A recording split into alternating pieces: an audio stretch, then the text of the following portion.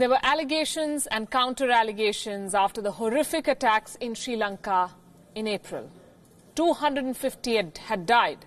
There was clear evidence of a major intelligence lapse. Reports suggested clear and specific intel from India was ignored. The question was, who ignored it?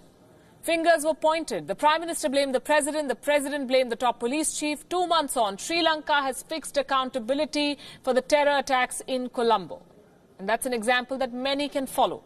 The Lankan government has arrested top officials. Yes, not just sacked or suspended, but arrested. On Tuesday, the Lankan police chief and the former defense secretary were arrested for failing to prevent the attacks on churches and luxury hotels that killed more than 250 people 2 months ago. Pujit Jayasundara, the Inspector General of Police, and Hemasri Fernando, former secretary to the Ministry of Defence, were arrested by the Criminal Investigation Department, this as they were receiving medical treatment at a state-run hospital. Their arrest was ordered by the Attorney General, who urged the acting police chief to bring charges against these two, including the charge of crimes against humanity.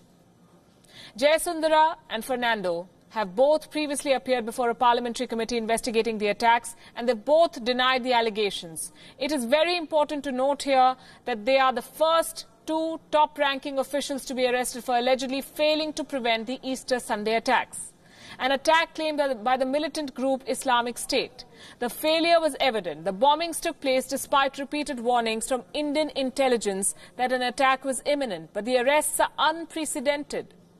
Jayasundara, the first serving police chief to be arrested, told a parliament committee a month ago that the president had asked him to take the blame for the bombings and resign, promising him a diplomatic posting in return.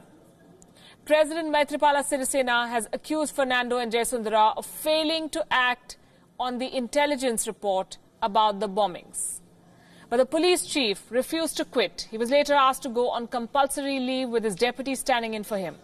And he was not the only one who blamed the president. Fernando, who resigned as defense secretary, told Parliament that Sirisena had given instructions to keep Prime Minister Ranil Wickremesinghe out of Security Council meetings.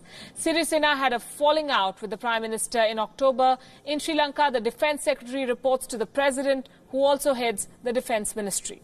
Sirisena has not publicly addressed the accusations, but said after the testimonies last month that he would not accept the committee's conclusions. The move will be considered controversial. The opposition is likely to rake a storm, but the bigger issue is that two top officials have been arrested by a government in a record 2 months for a horrific terror attack.